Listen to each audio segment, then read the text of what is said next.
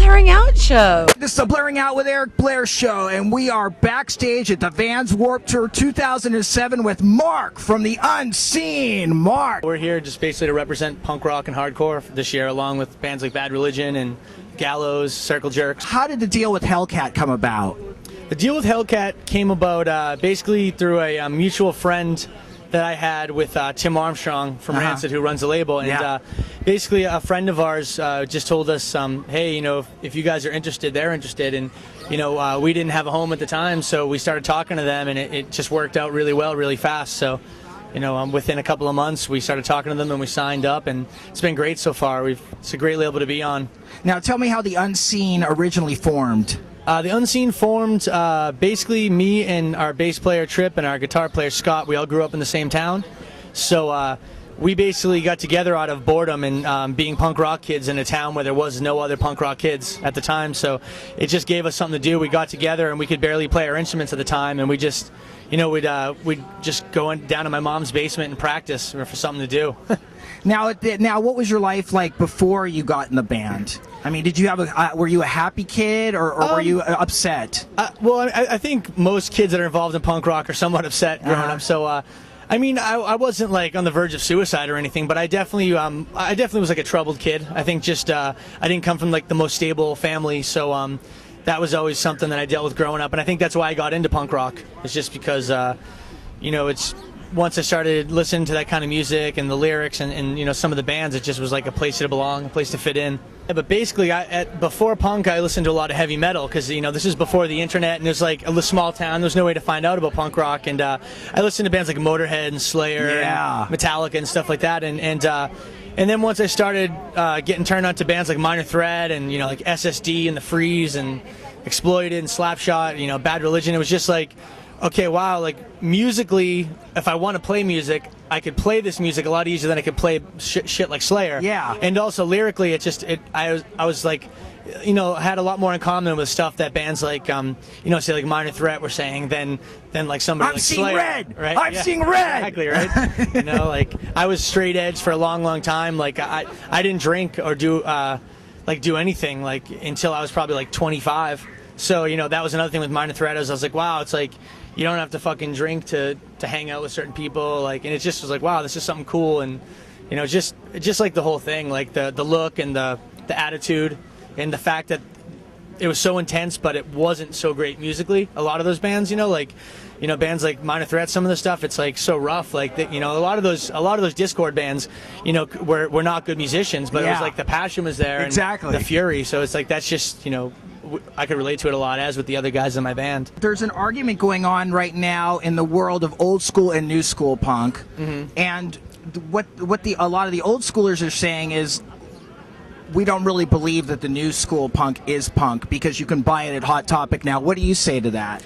I can see their point, but I also disagree at the same time. I mean, I agree, punk rock absolutely is so much more safe and trendy than it was for the guys in the 80s. I mean, we get nothing on those people, you know, like, I mean, I had a tough time when I was, you know, in like the late 90s, you know, being a punk kid, a real young punk kid, but I never got like beat up for being punk, whereas I know, like, you know, bands like Social Distortion and Bad Religion and Youth Brigade, all those guys, like, you know, you always hear the stories of them like getting called faggots and, you know, and getting like beat up by construction workers and stuff. So it's I think just the last like 15-20 years, it's like it's become so much more acceptable, and, you know, you can get it in any mall, you can go online and get it, and it's like there's Sid Vicious action figures, you know, it's like, I mean, it's definitely a lot more safe and trendy, absolutely. But as far as saying like it's not punk anymore, it's like, yeah, there's definitely bands that I think say they're punk that aren't really punk, but then again, I think that the bands that, you know, are punk bands and, you know, are true punk bands, even though it's 2007, not 1982 or 1987, I think we're still as relevant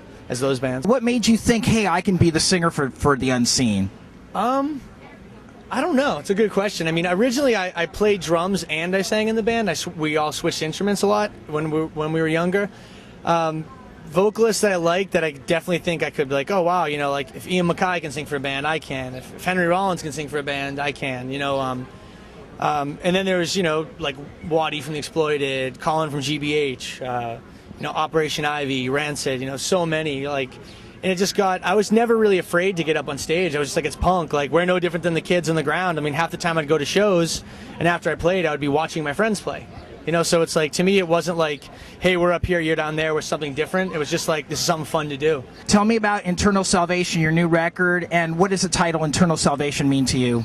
The title basically, it's just kind of like when we were naming the record and we were recording the record, we were thinking of what to call it, and Internal Salvation kind of just fits with the artwork and with kind of the attitude that was going on in the band at the time. It's kind of like, you know, financially we were having a tough time because we weren't on the road, and when we're not on tour, we don't have huge royalty checks rolling in. Yeah. You know, we don't sell like 20 million albums or anything. So it was just kind of like, and some people personally were going through troubles like breaking up with girlfriends, and you know, or just, you know, having to move and just everyday life bullshit, you know. And Internal Salvation just kind of seemed like it fit. It was like, all right, in order to get ahead and figure out like what you need to do, you got to figure it out yourself. You know, you got to look inside yourself to figure out what you want to do.